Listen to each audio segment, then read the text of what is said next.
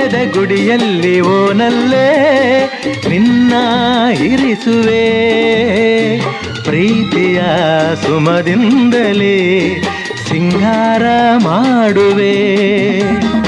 ಆನಂದ ಹೆಚ್ಚಾಗಿ ಕಣ್ಣೀರು ತುಂಬಿದೆ, ಓ ನಿನ್ನೊಡಲ ಉಸಿರಾಗಿ ನಿನ್ನಾಸೆ ಕಡಲಾಗಿ ಚೆಂದುಟಿಯ ನಗೆಯಾಗಿ ಒಲವೆಂಬ ಸಿರಿಯಾಗಿ ಜೇನಾಗಿ ಸವಿಯಾಗಿ ಸಂತೋಷ ನಿನಗಾಗಿ ನಾ ತರುವೆ.